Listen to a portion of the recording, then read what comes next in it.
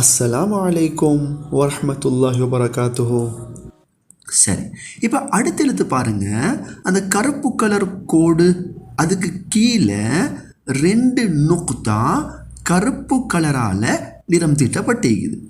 அப்போ நாங்கள் ஏற்கனவே படிச்சிருக்கிறோம், ஒரு கோடுக்கு கீழால் 2 நுக்தா வந்தால் அதுக்கு என்ன சொல்கிறது? யா. அதுக்கு என்ன சொல்கிறது? யா.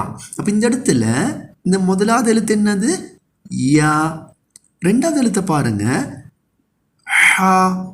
என்ன எழுத்து? ஹா.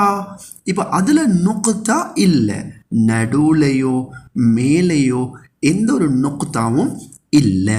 அப்போ நாங்கள் அதுக்கு என்ன சொல்லுவோம்? ஹா, யா, ஹா. சரி, மூணாவது சொல்ல பாருங்க. இந்த மூணாவது சொல்ல ஒரு நுக்தா கீழே இருக்குது, ஒரு நுக்தா கீழே இருக்குது. அதுக்கு நாங்கள் என்ன சொல்லுவோம்?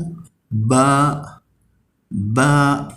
சரி, இப்போ நாங்கள் ஏற்கனவே நான் உங்களுக்கு சொல்லி தந்தேன், இந்த ஹா, இந்த ஹா, இந்த ஹால எந்த நுக்தாவும் வராது, மேலேயோ நடுவுலையோ எந்த நுக்தாவும் வராது.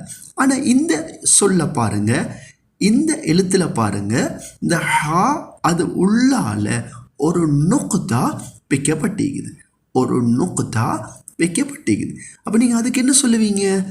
ஜீம்.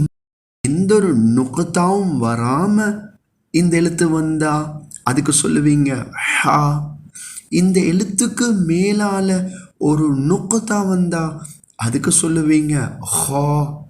இந்த எழுத்துக்கு உள்ளால நடுவுல ஒரு நுக்தா, ஒரு புள்ளி வந்தா அதுக்கு சொல்லுவீங்க ஜீம். ஜஸாக்குமுல்லாஹு கைரா.